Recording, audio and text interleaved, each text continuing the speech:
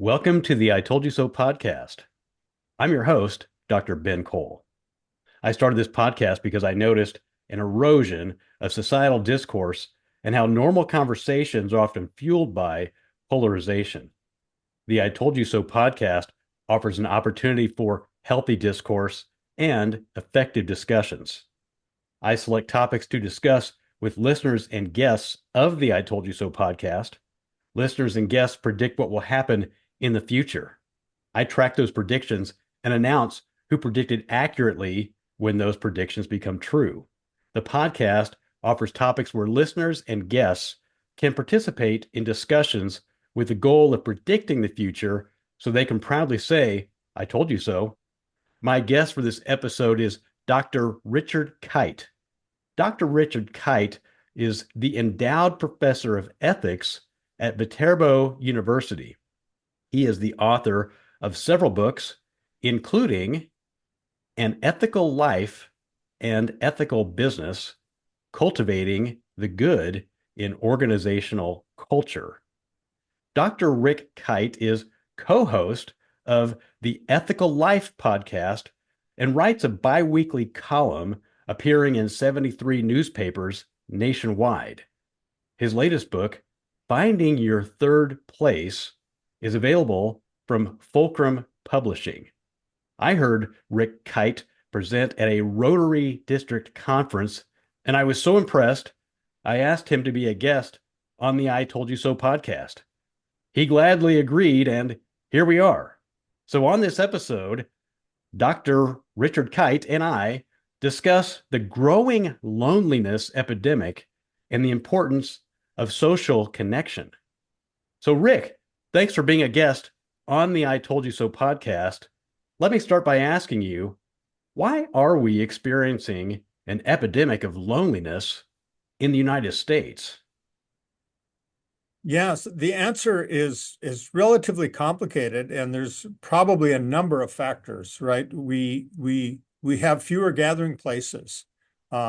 Since World War II, we've been designing convenient gathering places out of cities. So we have residential areas separated from commercial locations, and most gathering places where we go and interact and make friends are in those gathering places. The other thing is we've become more mobile. So many people are not rooted in their communities. And so if they're moving away from the family and friends that they grew up with, it takes a long time to make new friends, right? And so that people tend to be more lonely when they move. And then we've developed this entertainment culture where you can pretty much be entertained at home all the time by yourself. And so people aren't kind of driven outside of their home to the kinds of social engagement that people used to have in previous generations. But the underlying influence of the whole thing seems to be technology, which makes us more individualistic because every new technology gives us more power and more freedom. That is, we can do more on our own. And the more I can do things on my own, the less I need to interact with other people.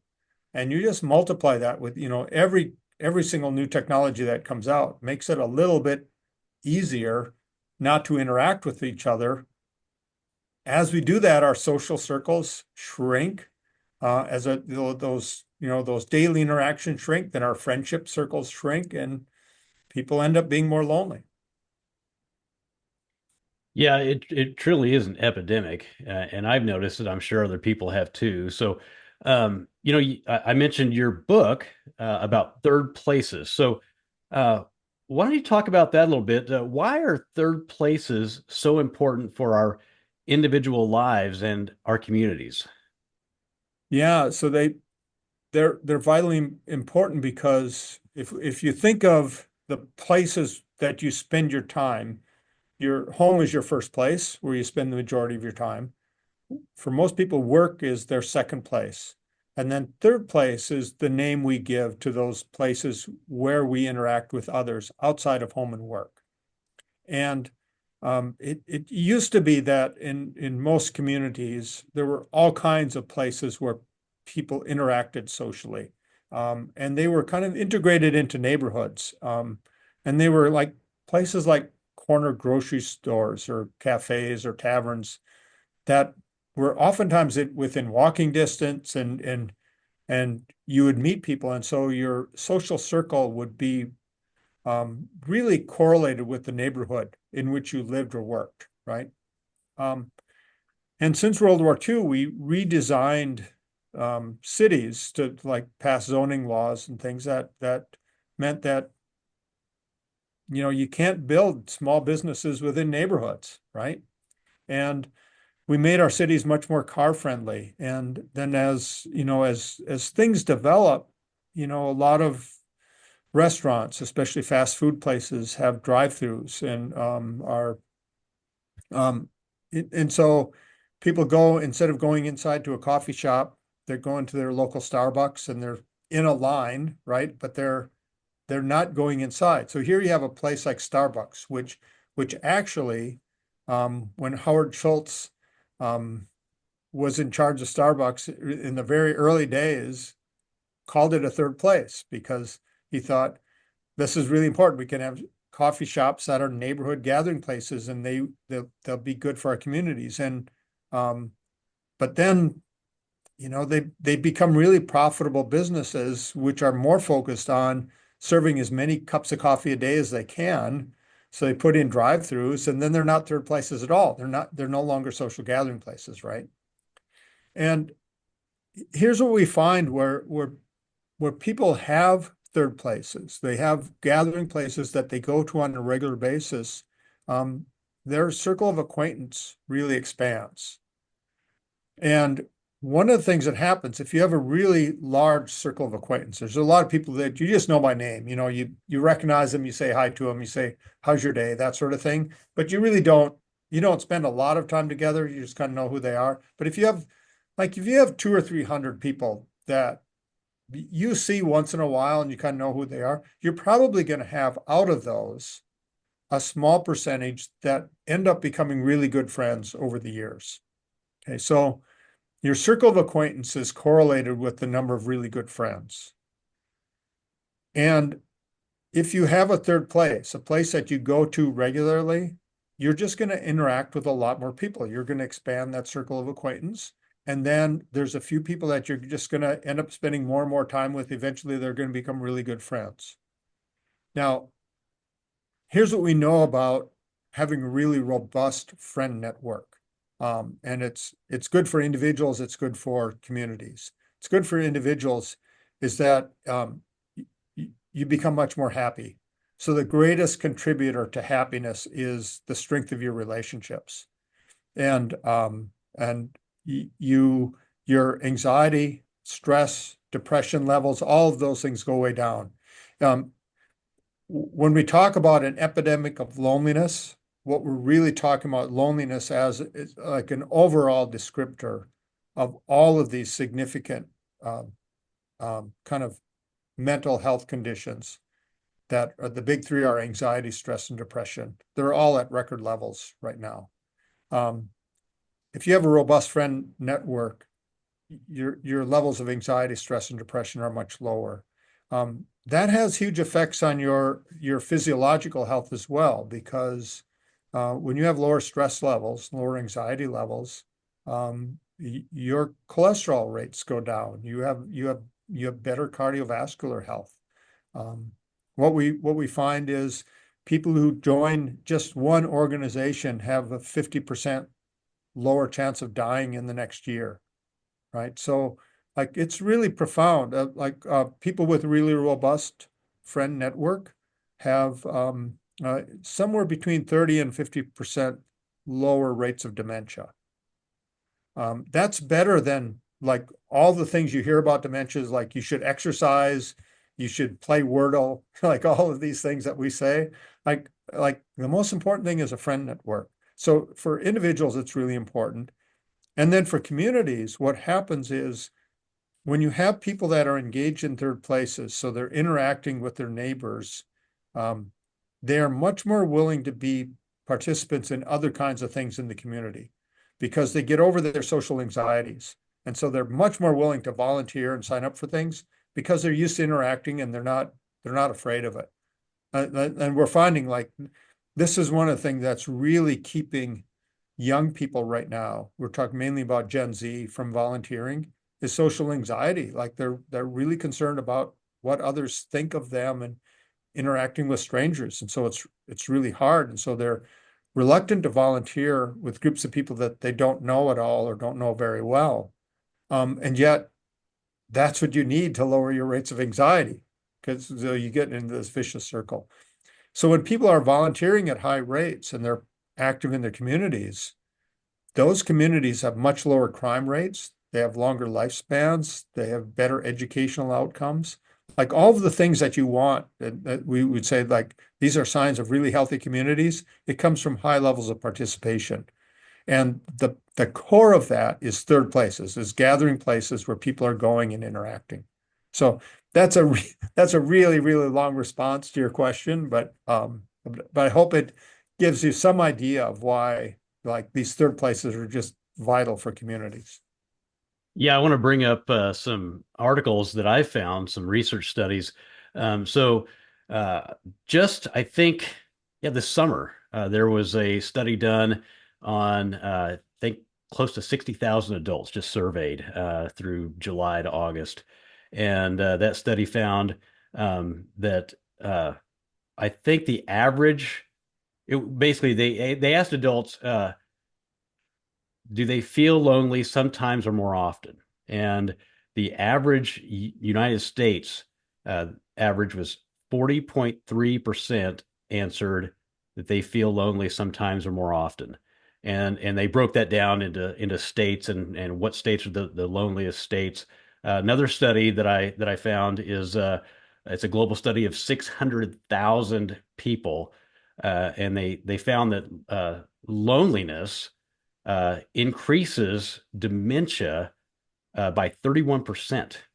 Yeah, Uh, and that just came out, I think that was a study done by Martina Lucetti from Florida State University. And that was just done, the results of that were just published this month, actually. And then the lonely crowd, 40% of adults go days without face-to-face interaction. And that came out in April. And then, just like you said, loneliness puts you in the health danger zone. So there was an article that was published about 2 months ago by Jenny Tucker through the Telegraph. I think that's a British newspaper, but talks about all the different ways that, like you mentioned, loneliness is impacting in a negative way our health in many, many ways. But I right. want to mention, you mentioned happiness. I don't know if you've heard of Robert Waldinger. Robert Waldinger is now in charge of what now is an 80-year study of 724 men. They've been studying men Mhm. at Harvard for almost 80 years. And he found it was basically a study on happiness and what makes people happy and what makes people continually happy in their life. And he ultimately found that it's relationships, it's healthy relationships. And he found that not just he, but several people. It's a team. They've been doing this for almost 80 years. So he's just now in charge of it now. And you can find his TED Talk. I think his TED Talk was back in 2016. But it's Robert Waldinger, Waldinger. But it's a fascinating study. And he found that these men, if they are married, they're much happier. If they have families, they're much happier. If they're involved in social groups, like you mentioned, whether it's church or civic organizations where they feel that they have a purpose, they're happier. So it all really is about social interaction and healthy relationships where you can trust people around you. Just like you mentioned, friends, right? If you have Yeah, trusting friends, friends who will do whatever you need them to do, and you'll do the same for them, that builds and maintains happiness overall through lifetime of these 724 men. So there, we're talking about this epidemic, but we know what can reduce it. We have right. lots of evidence, and I just mentioned just a few articles and research. Uh, but we already know what we can do to mitigate and reduce this epidemic of loneliness. So, and your book, really helps us to understand even better. So, uh, what can people do if they don't have a third place? Yeah. So if you don't have a third place, then the thing is to find one. Okay. Now that's easier said than done. Now there you have certain communities which are actually pretty well designed, and you have a number of gathering places kind of built into those communities. Then it's not so hard. Like you just like get out of the house. So the first thing is get out of the house and make it a priority. And if you have a really time consuming job, so you just don't have much, you say, I just don't have time between, my home life and and work. And when I get done with work, I just need to go home and relax, and I just want to be by myself and not talk to people anymore. Like the problem is at some point you're not going to be working. And if all your social connections are at work, then you're going to be really lonely at that time, right? So one of the things I say is make sure you have a third place and cultivate the social connections when you're younger. Don't wait until you retire and then look around and say, okay, now what I'm going to do, because you've gotten out of the habit and you haven't cultivated relationships. It's really hard, to start at 65 cultivating social relationships. Men tend to be particularly bad at that. Um, and so there's a number of things you can do. And the first thing is find some organization or some club to join. We have service organizations and we have churches. There are things like pickleball clubs, pickleball courts. Pickleball happens to be the fastest growing sport in America right now. And the main reason is it's a social activity. So it's fairly easy. People at all abilities can do it, and there's two really great characteristics. It's intergenerational, and just about anybody can play it. Um, and so so find something that you like to do, or think about like what are the things you like to do or would like to do, and where are people gathering to do that? Okay, and so then go and introduce yourself. So joining, that's the first thing. Second thing is if you're lonely and you don't have a gathering place, and like you try going to some coffee shops or some taverns or cafes, or you go to the library, and you don't want to just walk up to a stranger and sit down next to them and start talking, right? If you're not that kind of extroverted person. So what do you do? Because you might go to those places, but how do you interact with people? Well, find a few people and invite them to go with you. And the chances are that there's going to be there, if you're lonely because you don't have enough social interaction, chances are other people that you know somewhere in your life or that you run across are in the same situation. And this is what I found. Like anytime I invite people to come and have a cup of coffee, they're grateful for the invitation because they're not getting enough invitations like that. So instead of waiting for an invitation, be the one to invite others. And then the third thing to do is make a regular commitment. Um, this is so important. We tend to think that our social lives will kind of take care of themselves when we have free time. And so we schedule things that we do in our personal lives. We schedule our work life, you know, whether it's 9 to 5 or whatever it happens to be, it takes place in a schedule and has a priority. Our social lives, we tend not to prioritize. And we think, okay, when I have time, I'll get together with others and do that. Or we say to somebody, let's get together sometime, and you keep putting it off and off and off. You need to schedule your social life in the same way that you schedule really important work tasks and say, this is a priority in my life, because we know that it turns out like for your health, it's probably more important than your diet or exercise. We know that diet and exercise are really important for health. But as you were pointing out those studies, number one thing is relationships, friendships, social connection. So make it a priority. So schedule it. So those are I would say, the three main things: joining, inviting, and scheduling. Yeah, really appreciate that, and hopefully the listeners heed that advice and really make an effort to schedule these meetings with people and start to build friendships because they're so important, so vital to our health and our happiness. So let me ask you this. Are you familiar with George Barna? You ever heard of George Barna before? I know the name, but Okay. you're going to have to remind me. Okay, George Barna, he's a statistician, and his specialty is looking at demographics and trends in churches. Hmm. And so he's been looking at this for years, and he has noticed that there is a correlation, maybe an inverse correlation, on church attendance decreasing and loneliness and everything you've just mentioned increasing. And so you mentioned churches, we've mentioned service organizations, you mentioned getting together for pickleball. So it seems to me that based on what George Barna has found, that that church the church really does offer that. I mean, everything that Yeah, we've talked about, the happiness, the relationships, trusted friends, and not all churches are the same, as we know, but for the most part we do know there was a time where lots of people attended churches and we were in a better situation socially, culturally, our bigger and better families.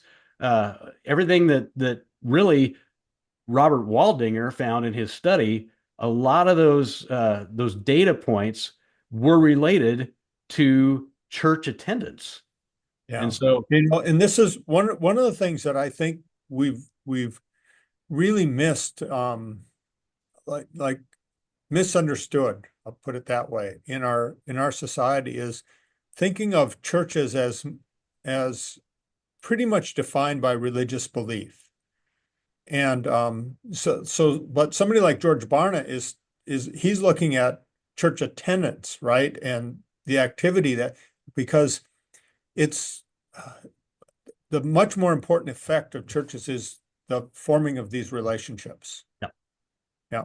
So, and they're great because one of the ways in which really kind of deep and robust relationships form is when you come together meaning for a purpose.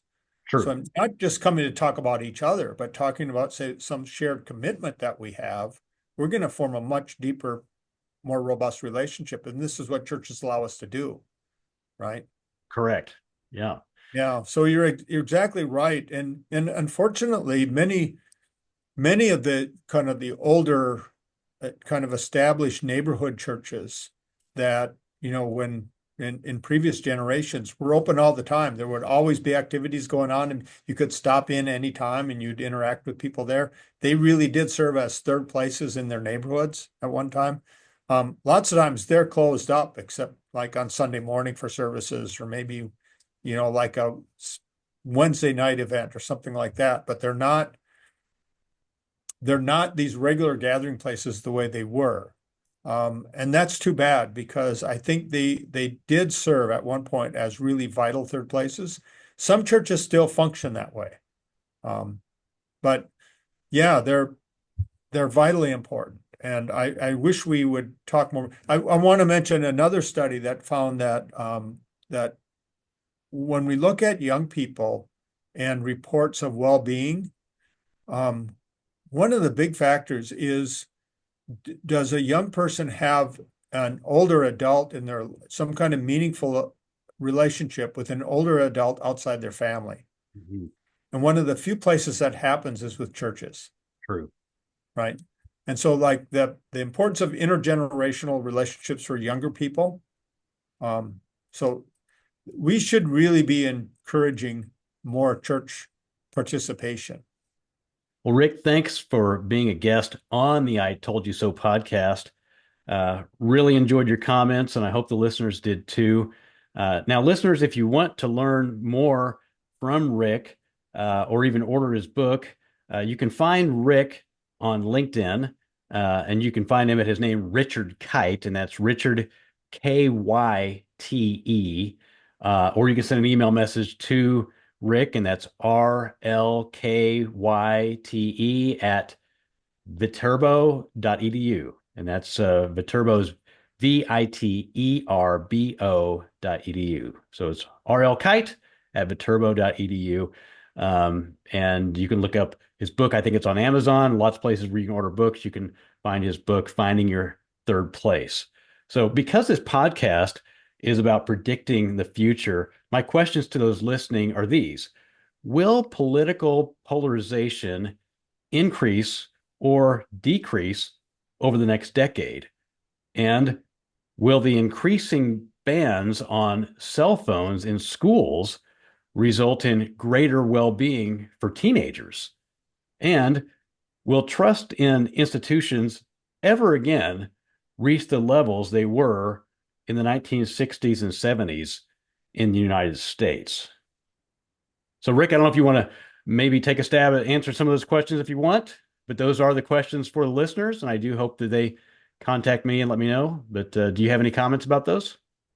Yeah, so the political polarization question is so significant. And you mentioned, this is why you started this podcast, right? Noticing increasing political polarization.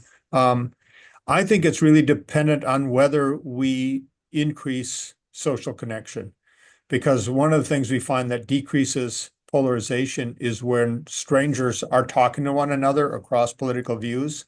Communities that have much more robust engagement, where people are joining clubs, joining organizations, and talking to one another, they are much less polarized than communities where people are isolated and they're getting their information directly from the internet or from their chosen news sites. And so if we increase social connection, and I think third place was one of the ways we will decrease political polarization. If we don't, we won't. Like all the other measures I hear people talking about to decrease polarization, like stopping the misinformation and things like that, none of that's going to work. So that's my prediction there. I think the cell phone bans in schools, and we're seeing more and more of these, is going to have a profound effect on the well-being of kids. And we've seen a drastic change. I mean, well-being for kids it's been plummeting over the last 10 years. And so if we implementing those bans in schools should be very helpful. And then trust in institutions. Um, I don't know if we'll ever reach the levels we were in the 1960s and 70s. But I think we are going to have, once again, trust in institutions. But the core thing is trust in institutions comes from engagement with them. It doesn't come from seeing whether they do their work well or not. It comes from, do we have engagement? So if we have high rates of volunteering, high rates of participation in our civil society, we will once again trust our institutions.